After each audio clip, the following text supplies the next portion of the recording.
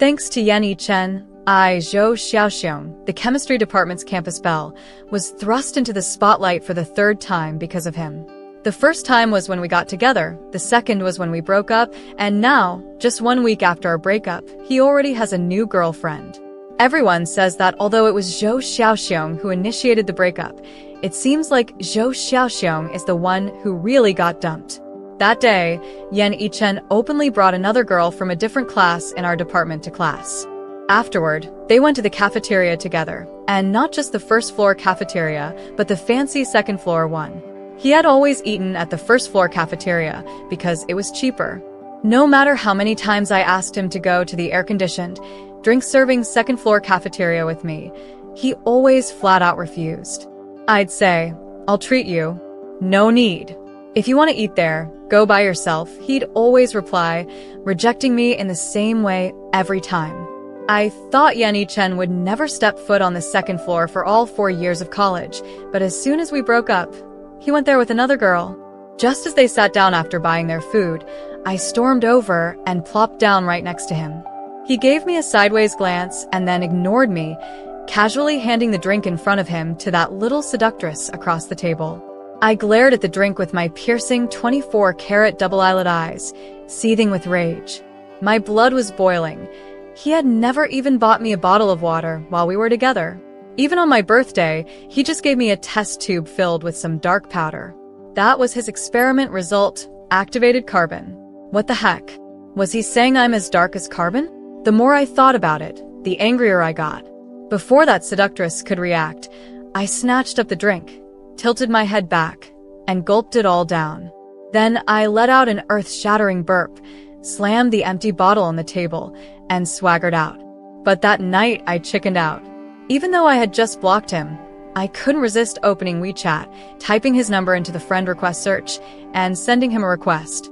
By 9 p.m., he still hadn't accepted. I then sent him a text, "Did you get a new girlfriend?" No reply from Yan Yichen. I texted again, "Do you like her?" Still, no reply. Unrelenting, I texted, "I'm downstairs."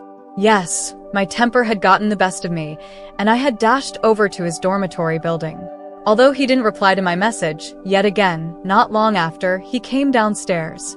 Here, the same drink. I handed him the bottle. "I'm sorry about earlier at dinner." "It's fine." His voice was calm, but he didn't take the drink. After holding it out for a while, and seeing that he wasn't going to take it, I shoved it into his arms and asked, "Is she your new girlfriend?" "No." I let out a long sigh of relief and couldn't help but grin. "Anything else?" he asked. "Nope." I shook my head like a rattle. "Then I'm going back up." He turned and headed back. Just before he walked through the dorm entrance, I called out to him, "At least you're not allowed to fall for someone else so soon." Yan Yichen froze and turned to look at me. His eyes flickered for a moment. He gave a soft I guess that night, somewhere along a campus path, many people saw me bouncing around like a happy idiot. Even though I'm not good at studying, I'm still pretty famous in our department. The reason? Well, it's because I once burned out the entire dorm's electrical system by using illegal appliances to cook. Oh, and I also won the school's eating contest. The ways I became famous are actually pretty embarrassing to talk about. No one would have guessed that someone as silly as me would end up with the calm and collected top student of our class, Yan Yichen. And to make things even more unbelievable, I was the one who confessed first. What surprised me the most was that Yan Yichen didn't turn me down. He accepted. When the news spread, heart shattered. Of course, those broken hearts were all for Yan Yichen. I was always causing trouble, while Yan Yichen was as calm as ever. I was known as the grounded rich kid, while Yan Yichen had to rely on part-time jobs to survive. I was loud and boisterous every day, while Yan Yichen remained the embodiment of Zen. We seemed like a totally mismatched pair, so people started placing bets. There's no way they'd last 3 months. Sure enough, on the very last day of the 3rd month, we broke up. And it was me who initiated it. The reason wasn't that I suddenly realized I was holding him back, nor that Yan Yichen thought I was an idiot. It was simply because in Yan Yichen's world, there was studying, experiments, activities, and part-time jobs, but there was no place for Zhou Xiaoxiong. In a fit of anger, I broke up with him. But all he said was a nonchalant, "Oh, okay. Oh, okay?" I was livid. He didn't even try to stop me. It was just a moment of anger, and now I couldn't take it back. The next day, that girl wasn't by Yenny Chen's side anymore, which made me breathe a little easier. I grabbed my backpack and sat next to him again. He was surprised for a moment, but didn't stop me. The stares we got were even more intense than the day before. Even when we were together, we sat on opposite sides of the classroom. Why? Because he always sat in the front row, and I have a natural-born fear of teachers, so I always sat at the back. After class, I followed closely behind Yenny Chen as we headed to the first floor cafeteria. While we were eating, I couldn't hold back anymore and asked, "Why did you take her to the second floor yesterday?" Yenny Chen, mid-bite, replied, "Returning a favor." "What favors?" "You don't need to know." "Then why did she come to our class?" "She missed a class due to illness, and our class hadn't covered the topic yet, so she came to listen." "Why didn't she come today?" Yenny Chen seemed a bit annoyed as he set his chopsticks down with a clack. And then it hit me. Oh, she doesn't need to make up the lesson anymore. She's caught up. Grinning, I sheepishly handed him my chopsticks and said, "Here, take them." Even though Yenny Chen stayed silent as always, I couldn't help but feel an uncontrollable sense of joy throughout the entire meal. Later, when I went out for a ride by myself, I scratched my leg on some bushes while avoiding an electric scooter that suddenly appeared. After getting bandaged at the school clinic, I didn't tell my so-called close roommates, but I did tell Yenny Chen. I said, "I got hurt. It hurts so much. Save me." Yenny Chen, who was in the lab at the time, came over right after getting my call. But when he pushed open the clinic door, he saw me with just a small bandage on, yelling into my phone, "Bot lane, bot lane. Protect our crystal." Usually, he's very mild-mannered, but he stormed over, snatched my overheating phone, and held down the power button to turn it off. I held my head in my hands. I'm doomed. I'll definitely get reported for being AFK. But as soon as I saw Yenny Chen's fiery glare, I immediately shut my mouth. Was that joke funny? Weren't you supposed to be dying? My leg hurts. I can't walk to get food. I'm starving. Help. Even I felt how lame that excuse was. The doctor said I can't ride a bike anymore. My tone dropped. Yenny Chen's eyebrows furrowed as he leaned in to check my wound, but the nurse beside me giggled. "Girl, your leg is fine. You could ride a rocket, let alone a bike." Hearing that, he was about to get mad again, but when he looked at my pitiful, angelic face, he couldn't bring himself to. Though Yenny Chen said, "It's not like you broke your leg. Can't you walk by yourself?" Because I kept complaining about the pain, he eventually carried me to a wonton shop by the street. I devoured the food like a whirlwind, and after I was full, I climbed onto his back again. "If I'd known you'd eat this much, I would have just let you starve. You're so heavy, I can barely carry you." Yenny Chen began panting slightly. "Doesn't your conscience hurt?" I asked him pitifully. "My body hurts more than my conscience right now." He pinched my calf as he said that. "Ouch. If you injure me, you'll have to take care of me for life," I yelled. He stopped pinching and didn't say another word. Although the school had a rule allowing boys to enter the girls' dormitory, this was Yenny Chen's first time coming in. Everyone's burning gazes felt like a furnace, making me feel like I was about to melt into ash. But I still kept a bright smile, showing no sign of being injured. In a possessive manner, I clung tightly to Yenny Chen's neck. Ouch. When he set me down by the bed, I deliberately pulled on him, making him fall on top of me. Before I could even feel embarrassed, he shot up, his face flushed red all the way to his ears, and glared at me furiously. Even though we were technically dating, it was all in name only. We hadn't even held hands. Everyone probably thought we'd break up soon because they'd never seen us be affectionate. "What are you doing?" He was a bit angry. I replied, "Flirting with you?" After I said that, Yenny Chen stomped off, fuming, without looking back. The next day, word spread through the department that Yenny Chen had gotten back together with Zhou Xiaoxiong. For the first time, Yenny Chen asked me out. As soon as we met, he got straight to the point. "Explain yourself. What are you trying to do?" I asked. "Explain what?" Aren't you trying to break up? What's with all the mixed signals? His brow furrowed slightly. Playing hard to get? If you're interested in someone else, go for it. I don't have time for these games. I'm not playing hard to get. For once, I was serious. Then why do you keep? He was cut off by me standing on tiptoe and whispering in his ear, I'm chasing you again. I could tell that in that moment, he wanted to refuse, but something caught in his throat, and he stayed silent.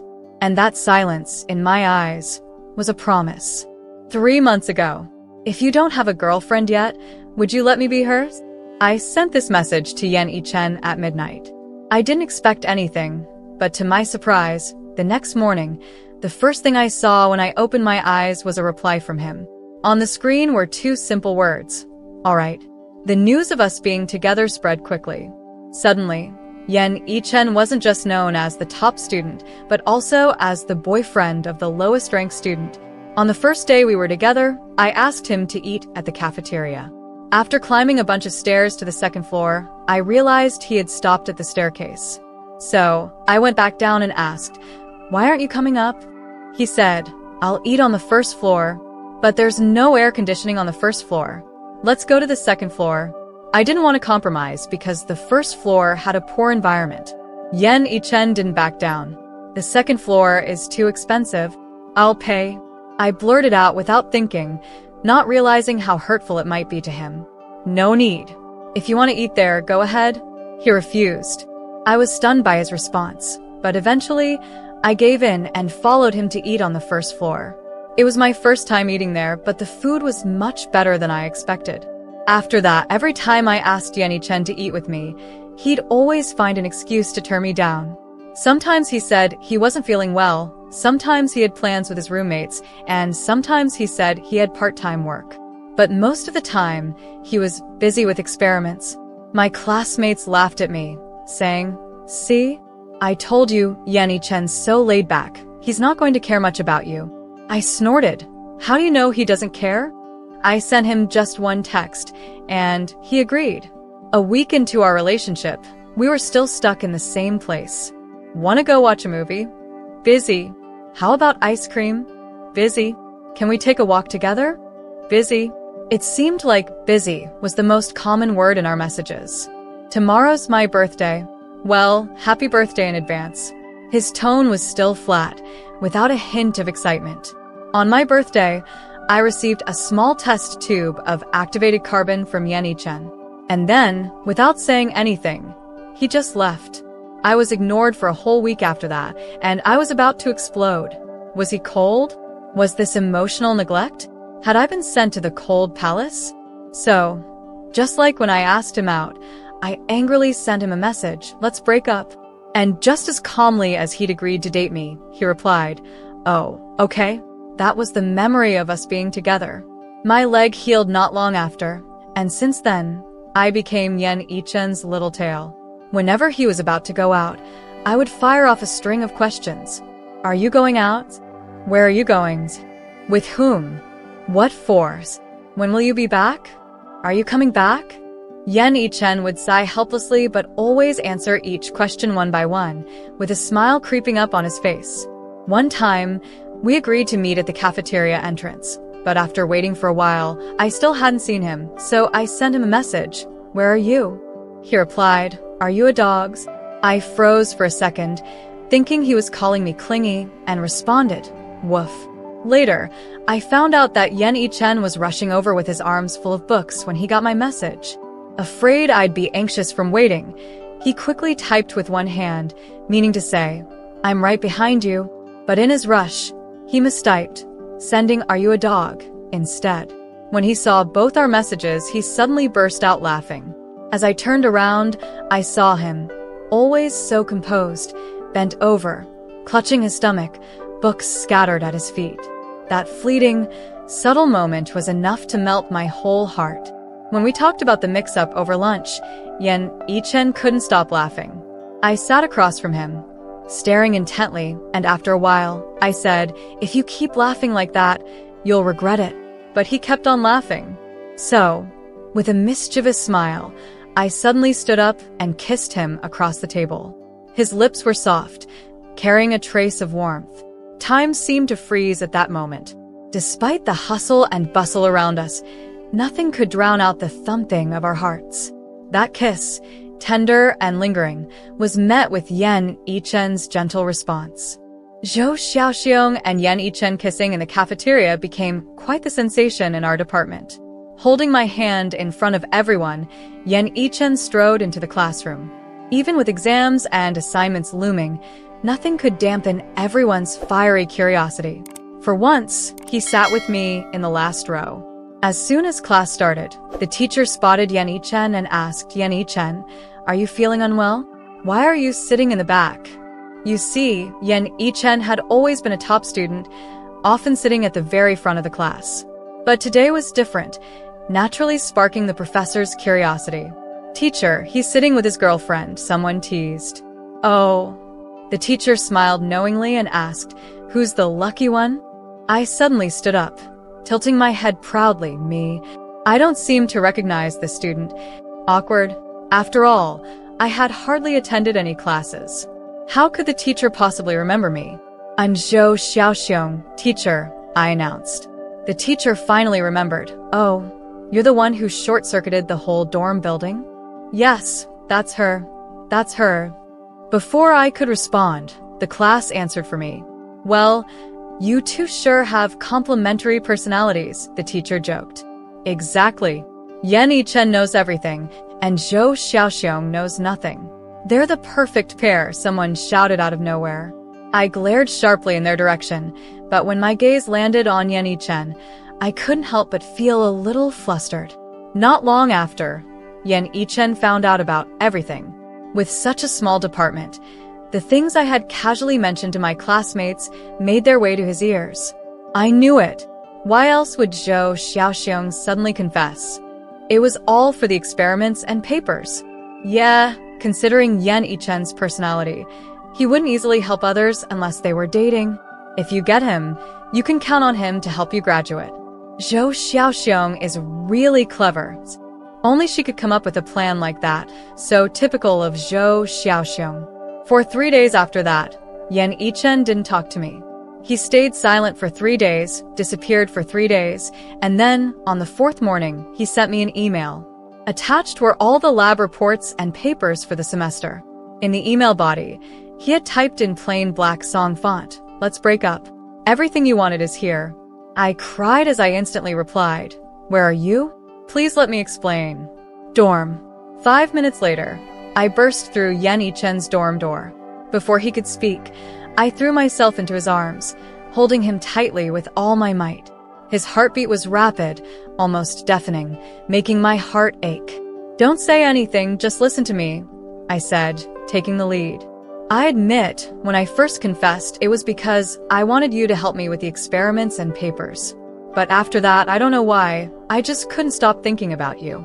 I started paying more attention to you, wanting to see you, but you kept avoiding me, rejecting me, ignoring me. It made me feel so down. Seeing your constant, busy messages, I felt sad and angry, so I broke up with you in a fit of rage. But when I saw you attending classes with another girl, going to the second-floor cafeteria together, and even buying her drinks, I was furious. You never ate with me on the second floor, nor did you ever buy me a drink. That night, when you promised you wouldn't fall for anyone else so quickly, I was so happy, I was practically skipping. That's when I decided to really pursue you and be with you for real. Yan Yichen, I'm sorry. Please don't be mad at me anymore, okay? Time seemed to stand still as he remained silent for a long time. "Do you know why I bought that girl a meal?" His voice suddenly broke the silence, coming from above my head. I shook my head desperately. "I don't care anymore, I don't want to know. I just want you to forgive me, please?" Yan Yichen suddenly buried his head into my neck, wrapping his arms around me, and said, "It was because when I was extracting the activated carbon for you, our lab was full, so I borrowed her lab." He paused, then added, "I was just returning the favor." My tears fell uncontrollably, and I hugged him even tighter. He gently patted my head and said, "Zhou Xiaoxiong, I really don't know what to do with you." It was only later that I realized Yichen's feelings for me had started long before mine. At the beginning of our freshman year, we were both selected for the honor guard. During a break, I brought out my guitar, and Ichen was randomly chosen by the instructor to stand beside me as I played and sang. His role? He basically stood there like a pillar, awkward and nervous, while I performed. He said, "How could I have had the time or resources for art growing up?" I was just standing there like an idiot. When I finished, I playfully smiled at him. He said at that moment, he felt a wave of unprecedented insecurity because next to me, he seemed so dull and clumsy. Later, I did countless silly things, and every time he heard about one of my blunders, he couldn't help laugh, teasing me while also paying more attention to me. "Am I your little troublemaker or your sweetheart?" I teasingly lifted his chin with my finger, trying to act seductive. He replied, "Your osmium tetroxide." Osmium what? I was at a loss for words. He ruffled my hair and said, "You're the volatile poison that bewitched me. Solid osmium tetroxide." His words were light as feathers landing on my heart, but they brought with them a heavy warmth. "Hey, read more books, will you?" His tone was like a parent exasperated with their child, both doting and helpless. I gave him a quick peck on the lips and tried to run, but I didn't get far before he pulled me back. "Running away after causing trouble," he said. "You should have known. There's always a price for teasing me." Our eyes met, and he kissed me deeply, holding me close. My science nord had changed. He said, "I learned it from you." After we officially got together, Ichen was still constantly busy. And with the power of love, I began to study more seriously too. One day during a study session, I went to the restroom and bumped into the girl who had been auditing our class. It was a bit awkward. Before I could decide whether to say hi, she spoke first. "I'm really jealous you have such a romantic and thoughtful boyfriend." Romantic? Thoughtful. The Ichen she was describing didn't seem to match the Ichen I knew. She smiled. "You know how long it takes to extract activated carbon, right? For over half a month, he checked the progress of the reaction multiple times a day, afraid it wouldn't be ready in time for your birthday." I was stunned, and she continued, "Do you know why he gave you activated carbon?" "Why? You should ask him that." She smiled and walked away. I rushed back to the study room, dragged Ichen into the hallway, and asked, "Ichen, can you tell me why you gave me that tube of activated carbon?"